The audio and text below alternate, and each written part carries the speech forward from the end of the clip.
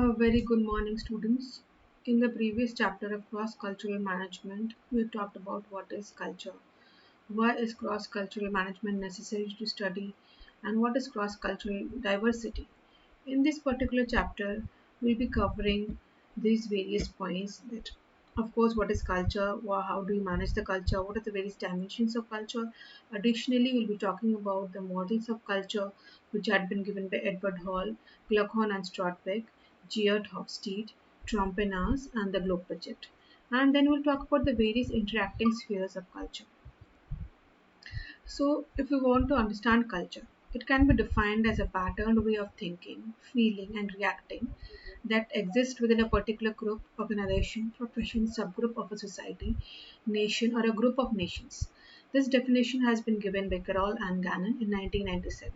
So, you can say that collective programming of the mind is known as collective programming of the mind of a group of people who are acting in the society is known as culture. So culture is actually learned. It is not static, but it keeps on changing according to the changing phases. It is a characteristics, it is the attitude of the people who are following it. So that becomes the culture. Now, behind a particular culture, there are various history and geography. You can take the example of Japan. Japan is very scarce natural resources, and due to this scarcity of natural resources, it started working in groups, and this led the Japanese society to live in harmony and group cooperation, and this it becomes their core values and with the very basis of culture. Whereas in the condition of USA, when the first white settlers settled there, they were called the pioneers, and whoever claimed the land, they got the title to that land. So, being first, working hard, and attaining one's goal are still core values in the USA today. So, it is an individualistic society, whereas Japan is a collective society. The main differences between values and beliefs. Values are the fundamental tenets which shape the human attitudes, their behavior, the way they think. So it represents the basic convictions that a specific mode of conduct or end state of existence is personally or socially preferable. You can take the example of value as freedom, equality, and honesty. For beliefs are those truths that we believe to be self-evident because they're based on our values. If honesty is a core value, then we may believe that an honest person should behave in a certain manner. So values and beliefs, you can say, influence the various management styles which is taken by the managers in an organization. If we talk about why are models of dimension of culture useful, so you have to understand why are the various models that has been developed for measuring the dimensions of culture useful in an organizations. Because cultures are very diverse and they're very complex. Managers, it is not possible for the managers to study each and every nation specific culture in detail. So it is very much necessary to understand it with the help of various dimensions of culture. So, identifying the common dimensions and quantifying these dimensions for different cultures helps the manager to ease the international manager's task. Some common dimensions of culture are relationships. So, in this, you have to understand that the importance of the individual versus the collective importance of relationships. In decision making, is it the individual decision that is more valuable, or is it the collective decision that is more valuable? So, a particular culture will be having a particular way of taking a decision. So, it totally depends on the relationships between the people over there who are working in the organization. Secondly, we have the priorities of life. In success, is particularly you have to understand that in a particular culture, is the success defined by money and material goods, or success is defined by a work-life balance, or love or care for the family? So, what is the priority of life, priority in life in that particular culture? That has to be understood. Thirdly, we have inequality. So, we have to understand that how much inequality do the people in a particular culture accept? Is it expected that the boss may be the most powerful person and take all the decisions? Or you can have collective decisions. So, it depends that what is the amount of inequality you're having in a particular culture. Then you have the point of risk taking. So, risk taking, how willing are the people to take risks and explore new frontiers in a particular country? Are the people happy to stick to known ways? Are the people happier to stick to the known ways? So, you have to understand whether the people in a particular country are ready to take risks or they're comfortable there in their own zone. They're not ready to take the risk. So it depends on the various cultures that has been followed over there. Then you have time. So time, it is how do people treat time. In some countries, it is acceptable that you reach late to a particular meeting. But in many cultures, time is the most important thing. You have to be punctual. You cannot reach late to a meeting. So how do people treat time in a particular culture? Is it precious and not to be wasted? How much emphasis is given to the clock timing and the schedules that has to be taken into consideration by the managers? Now we talk about emotions. Do people feel free? Do people feel free to express emotions in business? Or they keep their personal and professional relationships totally aloof from each other? The personal life and the professional life should not get intermingled. Then, if we talk about space, next is space. So, how is space used? Is privacy in a particular culture very important? Or people can stand within a particular space and how close a person can stand? So, it has to be understood whether privacy is important or space you can stand close to a new person. So, do important people have different access to space? Does the boss have the biggest room in the best location? So, is another dimension of culture. Then you have rules and regulations. Do the people of that particular country take rules and regulations very seriously, or they're very careless about it? So, it depends on the particular country's culture. Then you have language. What are the relative rules of verbal and non-verbal communication? You have to understand whether the communication is totally verbal or it is through gestures in a particular culture. What type of gestures are used in a particular country? Then you have control over destiny and nature. Do the people feel that they have control over the destinies and over the nature, or they are subordinate to nature, or they can control the nature? It depends on the country's culture. Next, we have the various models of culture. Some of the models are as follows. One has been given by Edward Hall. Then you have Florence Cluckhorn and Fred Strodbeck. Then you have Geert Hofstede. Then you have von Trompenaars. And then you have Bloom.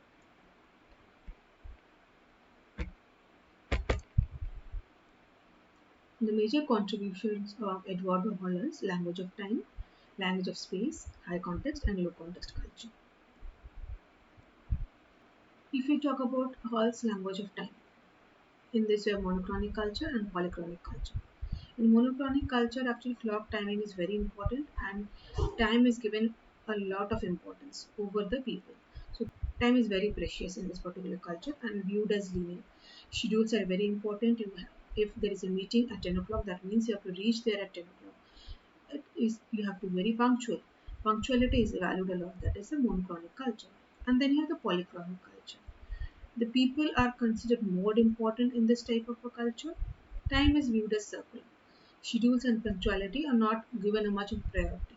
But multitasking is common. They take various endeavors at the same time and they wish to finish it. So over here time doesn't matter. But in monochronic culture, time is of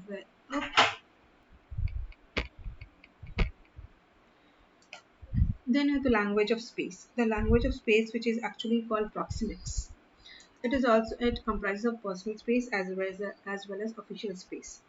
It also varies across culture. In most cultures, the most important person has the biggest office.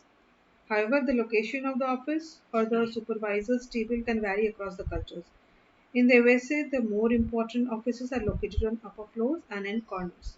In Japan, the offices have open layouts. In departmental stores in Japan, the top floor is the actually the bargain floor. In France, the supervisor's table is located at the center of the office. Whereas in America, because of the large country size, they are used to having huge homes and offices. So we look crowded. What looks crowded to the Americans if they go to Japan or Hong Kong may look as very spacious to the Japanese when they go to America. So the use of personal space also varies between cultures. The Japanese and most Asians do not appreciate being touched in the business context, while Latin Americans and Arabs may touch each other often. So, you can see that the space is differing from place to place. So, whereas Germans they value very much a personal space and give a high priority to the privacy. So, this was the language of space. Apart from this, there is also language of things. The language of thing refers to the emphasis on possession of material things in a culture. Hall talks that in USA there is a great liking for gadgets and material possessions, and says that the Europeans and the Japanese are not as driven by materialism. However, the research for Hall's article was done in 1950s when both Europe and Japan were actually rebuilding themselves after the Second World War. So there can be changes accordingly if we talk about the historical context now. Then there is also language of friendship. The language of friendship refers to the patterns of making friends. Paul talks about how Americans make friends easily, but they also drop friends very easily. In certain countries, friendship is neither formed very easily nor broken very easily and involves many more obligations. Then we have high context culture and low context culture. So, in high context culture, the communication is explicit. Words are given more importance than context or non-verbal communication. And in high context culture, communication is often very implicit. The non-verbal communication and the context may convey more than the actual words that have been spoken. Next, we talk about Kluckhohn and Strodbeck. This was a model given by Kluckhohn and Strodbeck. So, the various variations in value orientations was how do we view the environment, how do we see relationship among the people, how do we view our role in the world, what is the basic human nature, how do we think about and use the time, how do we think about and use the space. So, this was the model. Actually, Florence Kluckhohn and Fred Strodbeck were American anthropologists who had developed a taxonomy of cultural values and that look at a culture as a response to social problems. Actually, this their study was the building block for cross-cultural studies. So we start with the first one, that how do we view the environment? So, accordingly, some societies feel that human beings should conquer nature and exploit their natural resources to the maximum. So, often certain socio-economic, political, and military practices in the US make it appear as that the society that is dominant over nature. So, they want to USA in general wants to dominate the nature. Some of the societies believe that humans should live in harmony with nature. Japan is an example of this type of a country. Then, still, there are some tribal countries also. Like many tribal societies, they believe that humans are actually subordinate to nature. So, it has to be understood that how do we view our environment? Accordingly, the culture of the country will change according to our view towards the environment. When we have, then we talk about how do we see relationships among people. Members of some societies actually view themselves as a part of a group and believe that decision making should be collective. Japan is an example of a high collective country, whereas in some societies there is a lot of individual liberty and equality are prized. So each person is responsible for his or own destiny. And for this, US is the best example. It is an individualistic country. Some countries are actually hierarchical, where there is an actual order or relation, and some people are considered superior to others. So India is an example of hierarchical society. Then, how do we view our role in this particular world? Some societies believe that human beings need to work very hard and accomplish something to show their worth. The very good example is USA. Some societies believe that it is not necessary to accomplish great things in life to consider yourself worthwhile, and that is just enough to be. So many societies in rural Africa, in Asia, in South America believe in being. They believe in living. So still others believe that the motive of life is becoming or growing internally, and that one is placed on earth for one's inner development. Next we have what is the basic human nature. So these are the various dimensions which we are talking about, on which Kluckhohn and Strodbeck studied, and according and they studied how the culture differs from one country to the other country. So how do we think about what is the basic human nature? Some societies believe that human beings are basically very evil. And if you can think that when you're considering that human being is evil, then they will try to control the people over there. They will be making the laws very stringent over there. So believe, and if you are thinking that the people over there are very neutral or mixed, then you can have a relaxed type of a law. So fundamentalists are also there in any religion, often believe that people belonging to other religion are very evil. Some religions like the Japanese, the Shinto religion profess the belief that people are very good. So it depends that how we are treating, how we are looking at the people. What is the basic human nature of the people of that country? The next dimension, how do we think about and use time? So some societies are oriented to the past, some to the present, and some societies are oriented to the future. So past oriented societies feel that people should learn from traditions. Like many Asian and African societies are oriented to the past. The present oriented societies focused on the present and they look for quick results. The US is an example of a present oriented society. Some societies plan for the future and believe that sacrifice today will lead to a better tomorrow. China is an example of a future oriented society. The next dimension is how do we think about and use the space. Some societies believe that space is actually exclusively for the use of an individual. Germany is an example of a country actually where people are protective about their space and managers prefer private offices only, where they sit with the doors closed. Whereas some societies believe that space should be shared. Japanese workplaces are known for open spaces that are shared by seniors and juniors alike. So, if we talk about the Indians, while the discussion about the Indian culture, it is recognized that India has a heterogeneity. We have a heterogeneous culture in terms of its people, in terms of its language, attire, climate, your eating habits, your religious practices. So even if Indian philosophy may profess that ideals, Indian society and corporate India today do not reflect most of them. So there, we actually have a theory X type of management is often very prevalent in the Indian organizations, where people are seen as untrustworthy and needing to be controlled. So the Indian society is hierarchical and complex caste system, with its complex classifications, reinforces this order of who is superior and who is very inferior. So the environment is neglected and exploited to the hilt. The sacred rivers, you have the Ganges, with the Yamunas, they have dried up. And many other rivers and lakes are polluted beyond restoration. So protected forest areas across India are being cleared for development, showing an orientation that we can master the nature. So these are the various orientations which differ from country to country.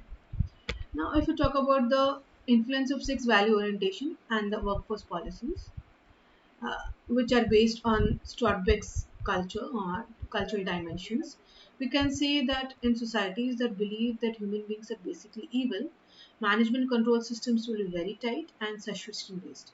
If the people are considered good, then the control system will be less strict. In societies that are oriented towards the future, the rewards will be contingent on performance. In societies which are oriented towards the past, the rewards will be historically determined. In societies which believe man is dominant over nature, goals will be specific and conform, as managers believe they can control all external factors.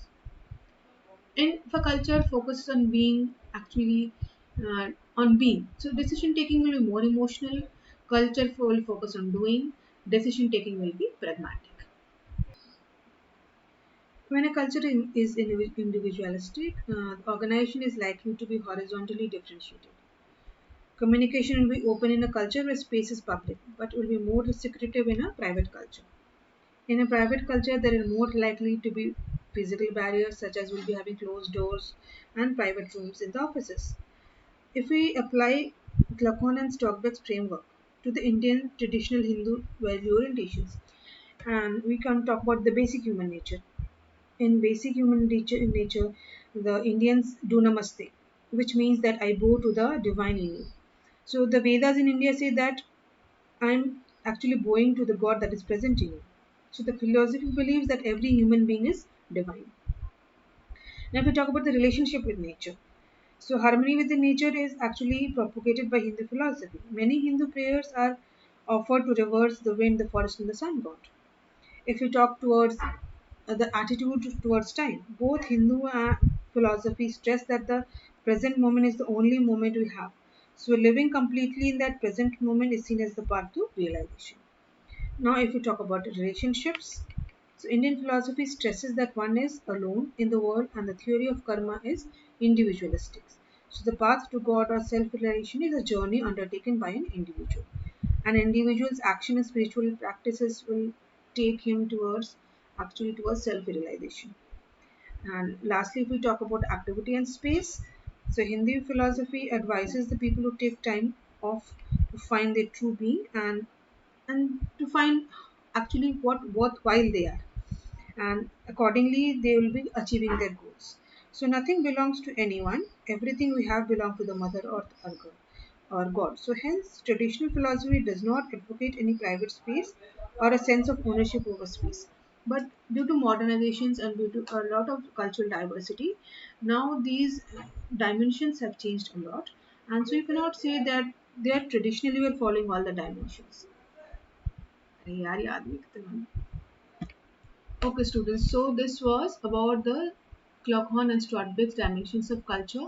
So I'll be stopping it over here. Thank you. In the next session, we'll be talking about Georg Hofstede's dimensions of culture.